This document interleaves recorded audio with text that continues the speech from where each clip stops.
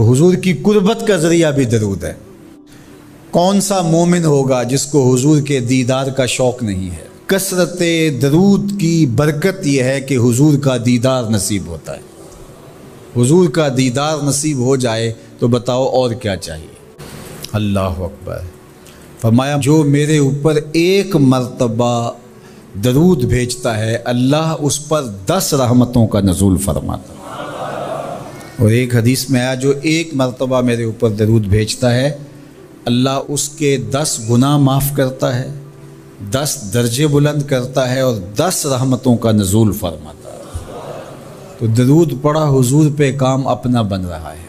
तो दरूद पढ़ने से इंसान का बातिन संवरता है, अंदर पाकीज़गी नसीब होती है, गुनाह धुलते हैं, ऐब धुलते हैं, परेशानियां ख़त्म होती हैं, मुसीबतें, आलाम, मसाइब, दुख, टेंशन, परेशानी जो कुछ भी है ये ख़त्म होता है। और दरूद पुरसुकून बना देता है इंसान को। राहत बख्श है वजीफ़ा, सुरूर अंगेज़ है ये वजीफ़ा, नूर बेज़ है ये वजीफ़ा, माहौल में शगुफ्तगी पैदा कर देता है। अगर दरूद शरीफ पढ़ोगे तो तुम्हारी बहुत सारी परेशानियां ख़त्म हो जाएंगी, तुम्हारे दुखों का मदावा होगा, तुम रिलैक्स हो जाओगे दरूद पढ़ने। ये दरूद शरीफ की बरक़ात हैं।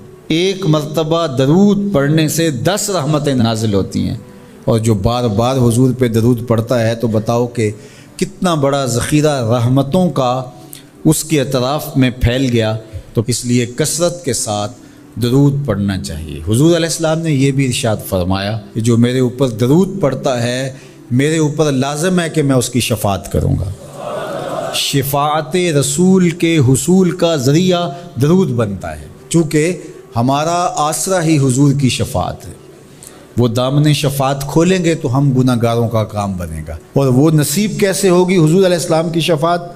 कसरत दरूद से। ये भी इरशाद फरमाया आका करीम ने, क़यामत के दिन मेरे सबसे ज़्यादा करीब वो होगा जो कसरत के साथ मेरे ऊपर दरूद पढ़ने वाला हो। अल्लाह का फ़रिश्तों की मजलिस में हुजूर की सना करना ये दरूद है। हुजूर की मदा फरमाना, महबूब की शानों को बयान फरमाना।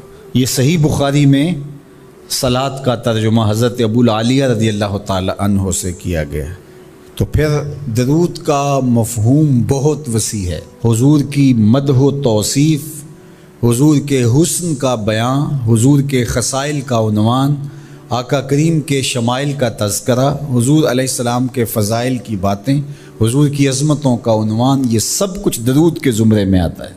और फिर साथ सीगा भी दरूद का हो और उसमें शानें भी हुजूर की हों, जिस तरह दरूद ताज में है।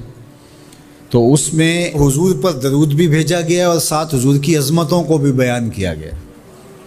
तो ये एक ख़ूबसूरत गुलदस्ता बन गया। दरूद शरीफ के जो मफ़ाहीम बयान किए गए हैं उन सब मफ़ाहीम को ये अपने जलो में लिए हुए है ये दरूद।